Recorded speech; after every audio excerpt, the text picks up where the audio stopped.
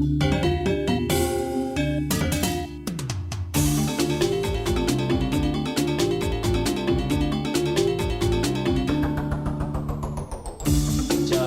baire, jaga hatuire, mangga entek, stata ajak, mok sata, jaga kita, jaga baire.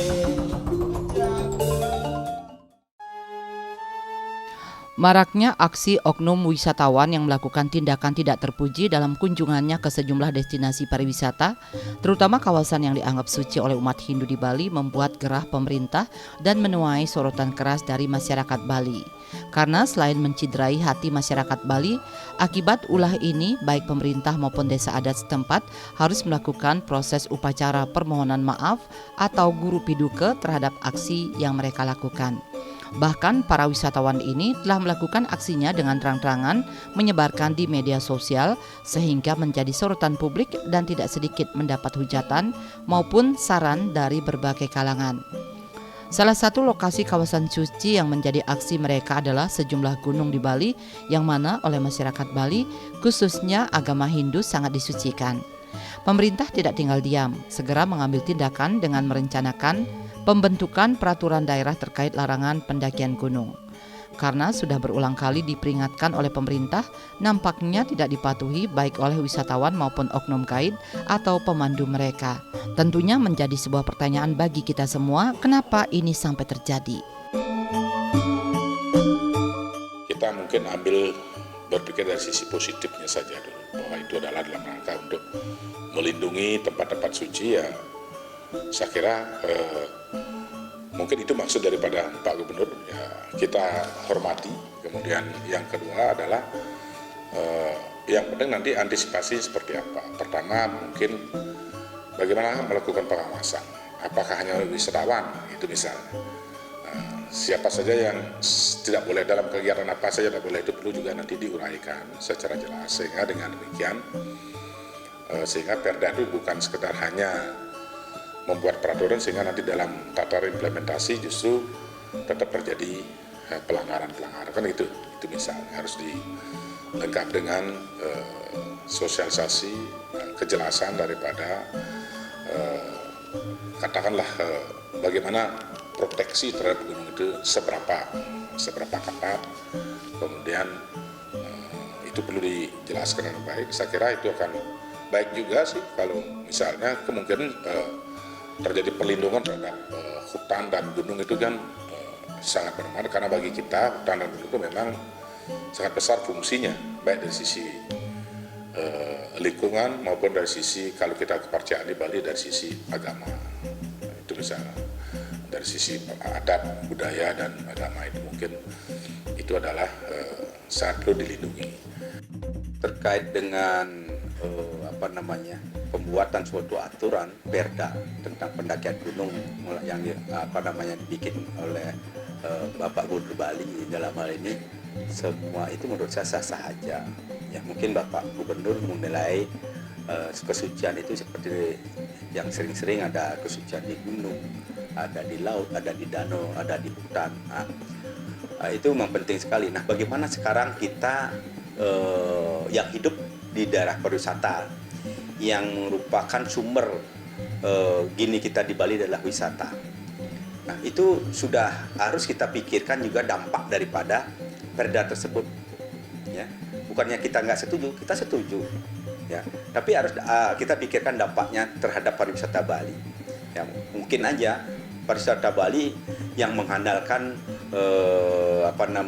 alam, keindahan alam dan budaya itu bisa akan membuat semacam hal-hal yang menurunkan daripada jumlah wisatawan asing yang akan datang ke Bali. Pemerintah akan membuat perda untuk pelarangan pendakian gunung itu bagus menurut kami. Nah, tetapi seyogianya pemerintah juga harus memikirkan hal-hal yang nantinya tidak kontradiktif di masyarakat. Satu yang utama adalah masalah pengawasan. Nah, inilah yang semestinya dilakukan oleh pihak pemerintah terkait dan stakeholder, sehingga tidak akan terjadi kembali kelakuan oknum para wisatawan yang tidak intinya merusak citra pariwisata Bali. Nah, sehingga apapun yang akan dibuat oleh Pemda Bali, apa bentuknya perda, apa surat edaran dan lain sebagainya, kami sebagai pelaku pariwisata sih mendukung sekali, tapi dengan syarat kita harus benar-benar sosialisasi ke masyarakat bawah. Perda yang akan dirancang ini nantinya akan mengatur tentang sejumlah hal, salah satunya pendakian gunung di Bali nantinya masih bisa dilakukan, hal-hal penting atau pelaksanaan upacara khusus bukan untuk wisatawan. Namun demikian, usulan pembentukan perda mengenai larangan pendakian gunung ini banyak menuai pro dan kontra dari masyarakat, khususnya bagi jasa pemandu aktivitas pendakian dan masyarakat yang terlibat dalam aktivitas wisata maupun komponen lainnya. Penolakan ini bukanlah tanpa alasan, karena rencana pelarangan pendakian gunung dapat berdampak pada pelaku wisata setempat jika jadi diberlakukan, apalagi jika aktivitas wisata benar-benar dilarang sepenuhnya. Tak sedikit yang khawatir kehilangan pekerjaan sebab aktivitas wisata pendakian gunung berdampak luas pada ekonomi masyarakat, mulai dari jasa porter, pemandu gunung, kuliner hingga akomodasi pariwisata. Pelaku wisata ya dengan SDM-nya yang mumpuni dan bisa menjaga Bali itu sendiri dan taksu Bali.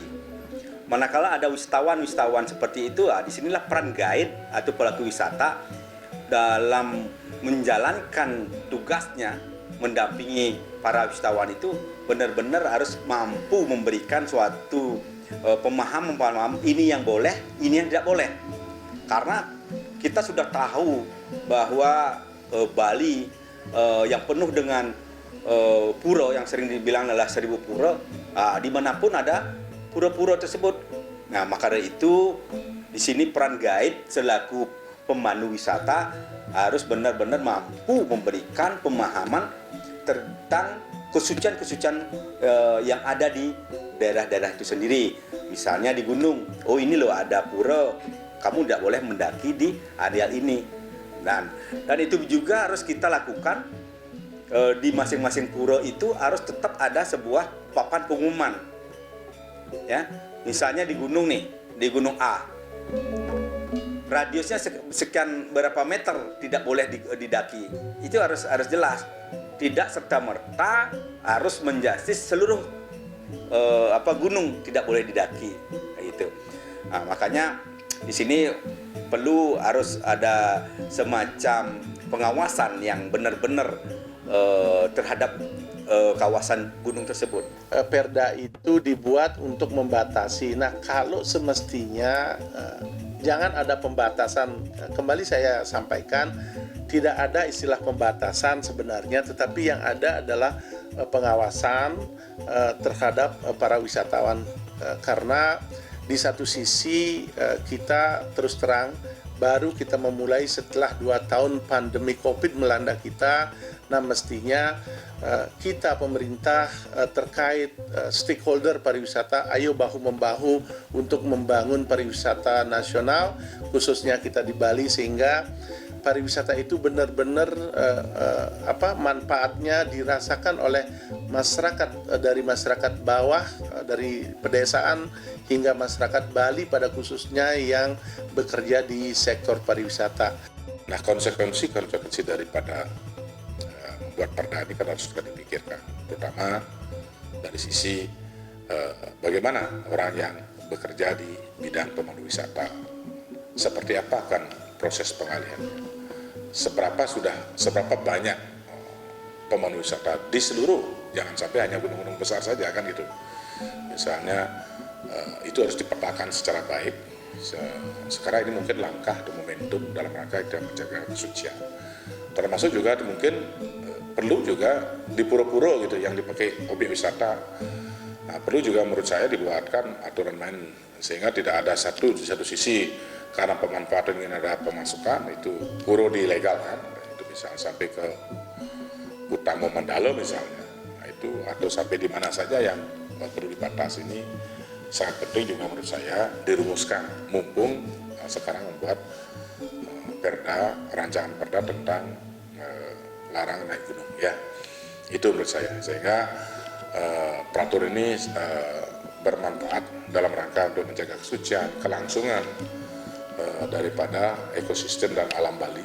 Di sisi lain kita juga harus melihat dampak saat itu diberlakukan jangka pendek, kemudian jangka menengah, jangka panjang seperti apa.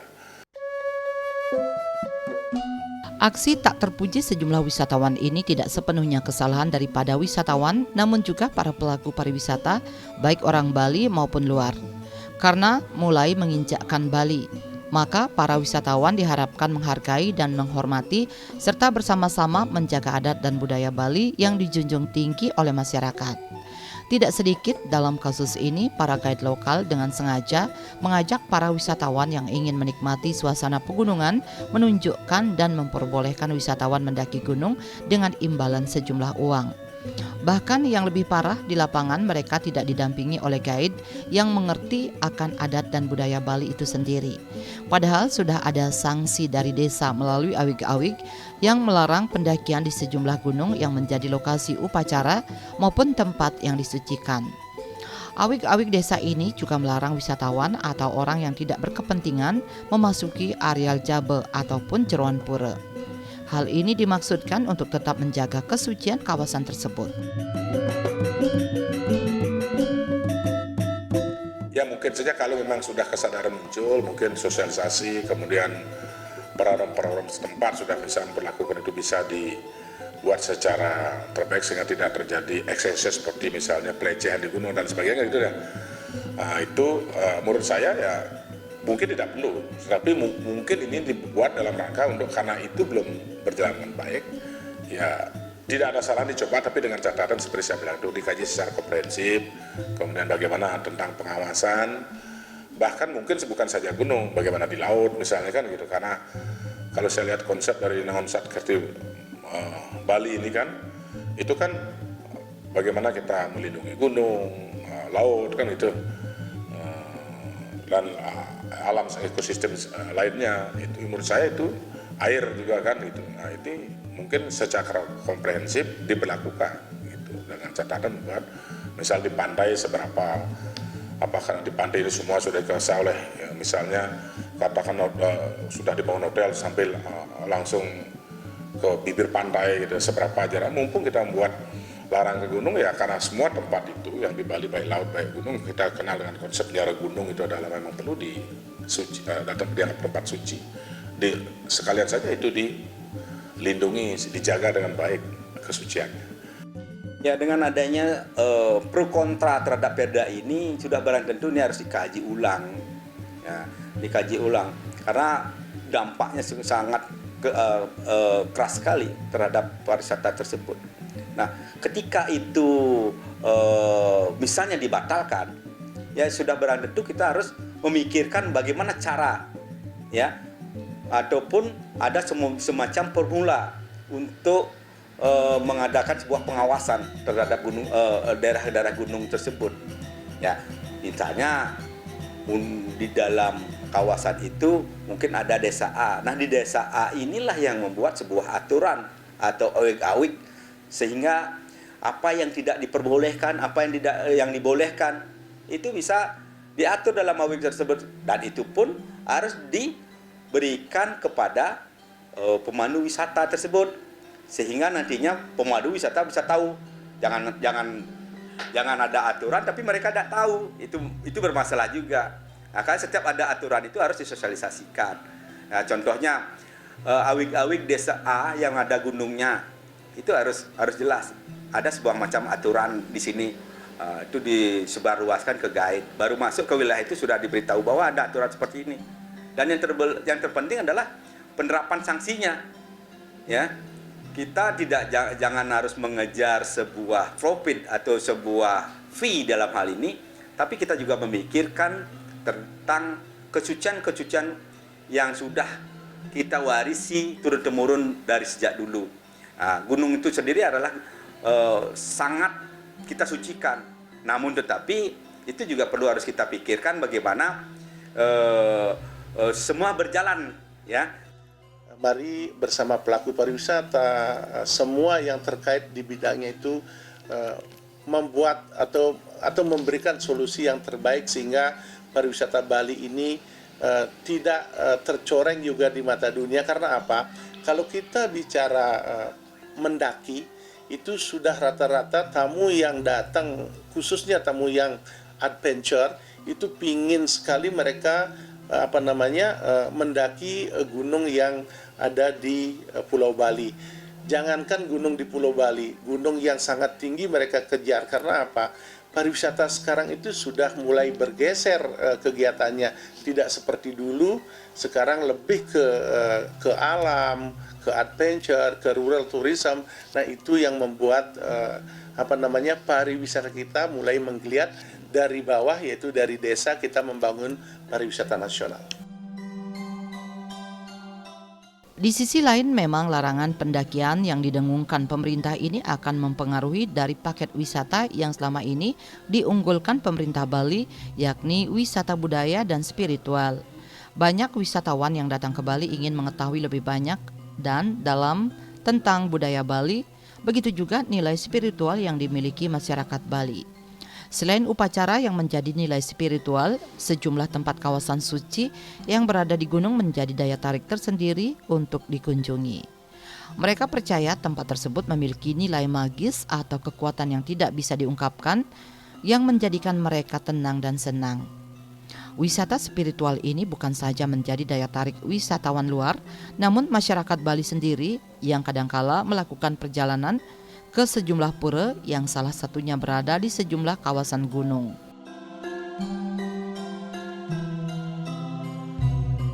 Ya, Bali dalam hal ini sudah membuat suatu terobosan, yaitu terobosan wisata spiritual. Itu sangat bagus sekali. Seperti apa yang saya bilang tadi, bahwa kita Bali ini tidak cukup menjual daripada keindahan alamnya saja. Nah, di sana ada semacam nilai jual terhadap yang disebut dengan spiritual itu sendiri. Nah, spiritual itu ada di mana? Ya ada di gunung kah, di laut kah, atau di lembah kah, atau di danau kah. Apalagi di Bali ini benar-benar banyak tempat-tempat yang sakral yang disucikan. Sehingga itu ada nilai-nilai jualnya untuk bisa kita jadikan sebuah pangsa pasar di negara kita, yaitu pangsa pasarnya adalah pangsa pasar spiritual. Maka dari itu adanya perda tersebut sangat akan sedikit berlawanan dengan apa yang didengung-dengungkan, apa yang kita jual terkait dengan wisata spiritual tersebut. Itu pengaruh pasti ada, tapi tetap ada jalan keluarnya. Makanya kita bilang rumuskan seberapa yang tidak boleh, siapa saja tidak boleh. Apakah misalnya nanti para sanian atau yang senang berpaket spiritual itu boleh gitu kan, nanti itu di mana saja, sampai di mana saja boleh kan gitu. Kemudian penting adalah pengawasannya. Kalau nanti memang ada toleransi untuk kegiatan spiritual, ya memang itu harus betul-betul pengawasan. Jangan nanti ditumpangi gitu. Karena bagaimana juga ke gunung itu kan kita kadang-kadang pasti ke gunung ya. Misalnya melakukan pekelam dan sebagainya, itu saya kira mungkin tetap boleh, itu tidak mungkin tidak boleh. Karena tujuannya baik kan gitu. Memang dalam hal ini kalau kita bicara wisata spiritual itu sangat luar biasa dan sangat banyak sekali yang mesti kita bisa lakukan, tidak hanya mendaki gunung. Nah, memang dalam hal ini Gunung Agung, Gunung Batur, gunung-gunung semua di Bali itu kita sakralkan, tetapi tatkala kita melakukan pengawasan dengan ketat kepada para wisatawan, niscaya program itu akan tetap berlangsung, tetap akan ada, sehingga tidak memotong kegiatan para atau saudara-saudara kita yang menjadi guide di objek tersebut.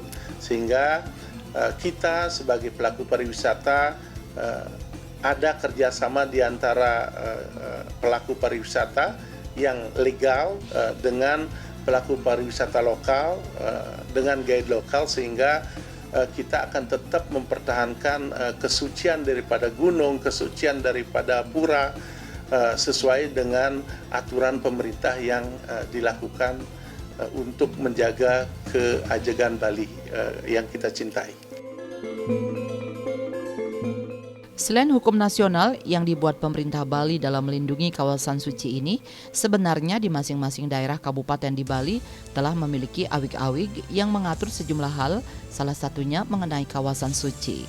Hal ini tentunya menjadi sebuah bahan evaluasi untuk semua pihak tentang kekuatan dari awig-awig ataupun penerapannya di lapangan. Awig-awig berupa aturan ini dibuat biasanya disertai dengan sanksi sosial maupun adat yang mengharuskan pihak yang berkunjung di kawasan tersebut harus mematuhinya. Begitu pula jikalau pengunjung melakukan pelanggaran yang diwajibkan pengenaan sanksi baik melalui denda maupun sarana upacara. Ya, mungkin saja tidak semua ada awig-awig, saya kira mungkin pasti dihormati di daerah setempat ya, pasti saja. Mungkin saja belum mencakup gitu, larangan naik gunung mungkin belum, itulah misalnya seperti itu.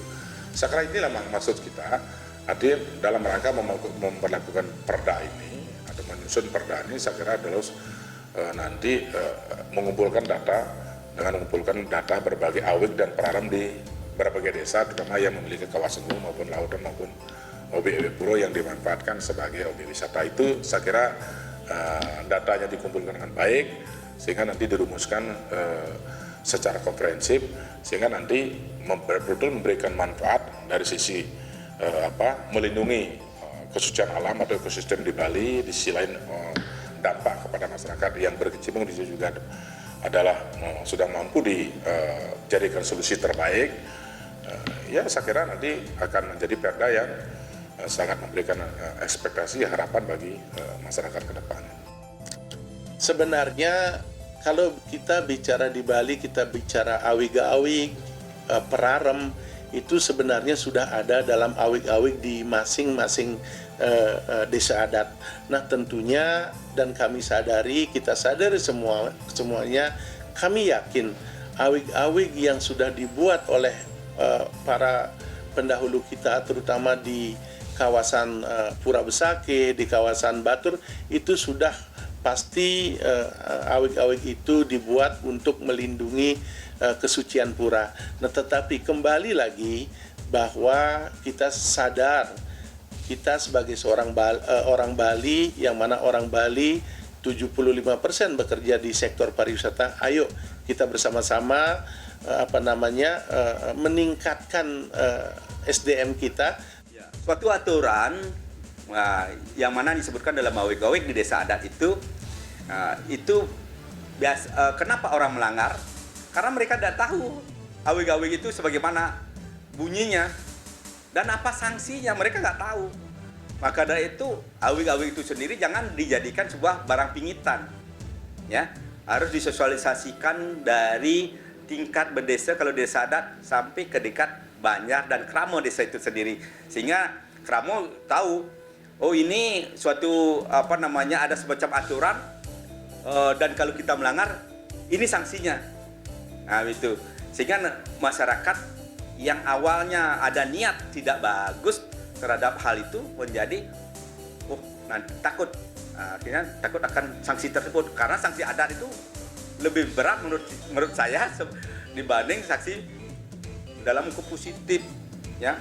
Misalnya ada kesepekan dan lain sebagainya, itu lebih karena kita makhluk sosial, di sosial masyarakat ini lebih berat, ya, tidak bisa dibayar dengan uang, tapi hukuman sosial masyarakat itu lebih parah sebenarnya daripada hukum positif, sanksi dari hukum positif tersebut. Usulan pembentukan perda larangan pendakian ini sebenarnya memiliki kaitan erat dengan rencana tata ruang daerah wilayah RT RW di Bali yang telah dibentuk dan disahkan jauh sebelumnya. Namun aturan tersebut dalam pelaksanaannya banyak terjadi pelanggaran serta tidak disertai dengan sanksi yang berat. Hal ini tentunya akan mempengaruhi alih fungsi lahan di suatu daerah, salah satunya kawasan pegunungan.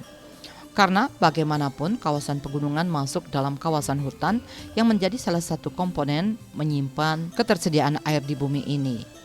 Kalaupun dipaksakan, pembentukan perda ini ditakutkan akan bernasib sama dengan sejumlah aturan, yakni tidak dapat berjalan dengan maksimal.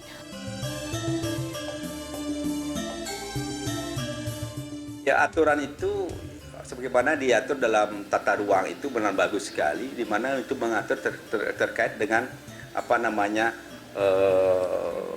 yang mana boleh dibangun, yang mana boleh, semua sudah diatur. Nah, sekarang lagi kita berbicara masalah aturan. Dan dalam aturan itu terkadang aturan itu sering dilanggar. Yang menyebabkan dilanggar itu adalah penerapan sanksinya.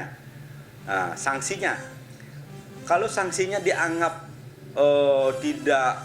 tidak keras, artinya tidak gini, itu bisa sering dilanggar.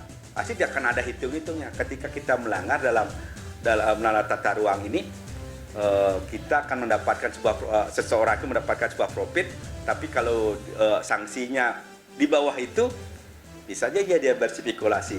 Makanya bikin sebuah aturan itu tetap harus ada kajian terkait dengan sanksi tersebut, sehingga apa yang dia dapatkan dari apa yang dia lakukan atas perbuatannya itu benar-benar dia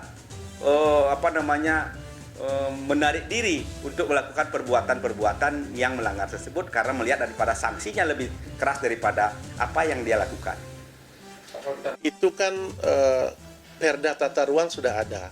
Nah, kembali kami sampaikan, adapun perda yang sudah dibuat, jangan sekedar ada perda hanya dibaca saja, tetapi perda itu benar-benar disosialisasikan kepada masyarakat halayak, masyarakat terutama masyarakat Bali, sehingga masyarakat atau SDM pariwisata yang bergerak di bidang pariwisata atau menjadi guide tahu ketentuan-ketentuan yang sudah ada dalam perda RT RW umpamanya, sehingga tidak lagi harus membuat perda-perda yang lain, pembatasan-pembatasan yang lain yang awalnya sudah dimiliki oleh atau sudah ada perda-perda yang menyatakan bahwa ketentuan-ketentuan yang berlaku di tempat-tempat suci, di tempat-tempat yang kita sakralkan, sehingga kembali lagi ini kita perlu sosialisasi, yang mana sosialisasi bukan hanya diketahui oleh orang-orang yang di atas saja, tetapi bagaimana masyarakat desa, terutama desa adatlah yang akan berperan untuk memberikan sosialisasi kepada masyarakat. Aksi sejumlah oknum wisatawan nakal yang membuat ulah di kawasan suci di Bali sebenarnya bisa ditanggulangi apabila ada kesadaran semua pihak untuk bersama-sama menjaga Bali. Hal ini dapat diwujudkan dengan memberikan pendidikan dan tindakan yang tegas kepada wisatawan yang hendak berkunjung ke daerah tersebut, baik menyangkut larangan maupun nilai sejarah yang ada sebagai bahan pengetahuan untuk mereka. Begitu pula peran pemerintah dan pelaku pariwisata, baik guide, pemandu maupun pihak lainnya, bersama-sama mengedukasi wisatawan yang berkunjung ke Bali sehingga nilai spiritual Bali tetap terjaga.